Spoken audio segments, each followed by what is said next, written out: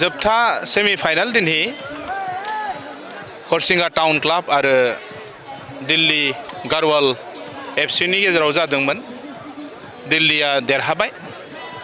खेलाखौ नायनानै मोजां मोनदों आरो फाइनाल खेलाया जागोन सुनिबाराव।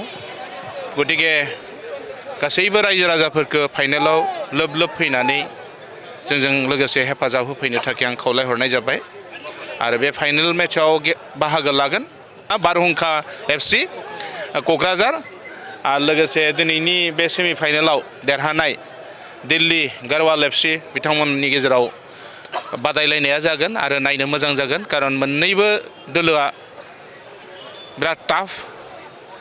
बे हिसाबै रायजो राजाफोरखौ खावलायदों रायजो राजानि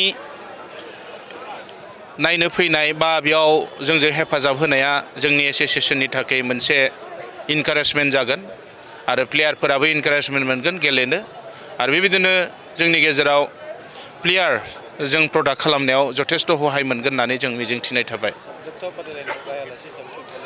गाहाय आलासि हिसाबै जों खोब बेबायदि लिङाखै जोंहा लकेलावनो सासे मन्त्रि दङ आसामनि सरन बर' बिथाङाबो थागोन आरो बिथांखौनो जों गाहाय आलासि महरै हांख्रायनो थिग थाक खालामखाबाय।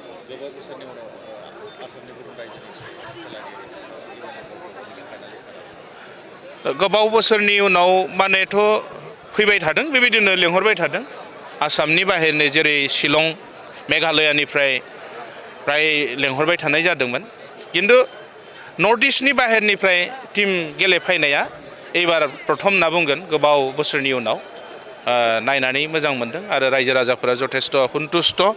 खालि जोंहा मोनसेल' भुल जाबाय समय बायदियै जोङो खेलाखौ फाथिनो हायाखिसै बेनो। गोजोन्थों।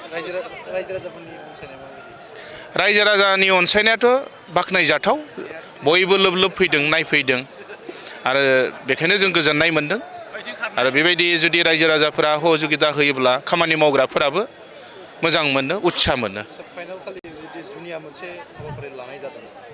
खोब बेबायदि जुनिया हाबाफारि जों लायाखै जों हाबाफारियाथ' जोंहा जेनेबा बड'फानि मुसुखायाव बिबार बावनाय आरो बेबायदि बिनि उनाव जोंहा आलासिनि बिबुंथि थाबाय माखासे मोसाग्लांनाय थाबाय आरो बेबायदि कालसारेल प्रग्राम लानाय जायाखै।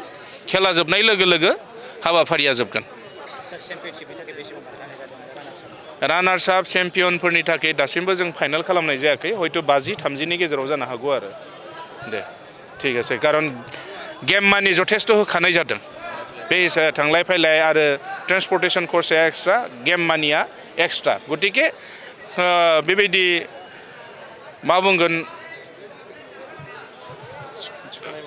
बे गोदोर एमाउन्ट लानाय जायाखै आरो दे।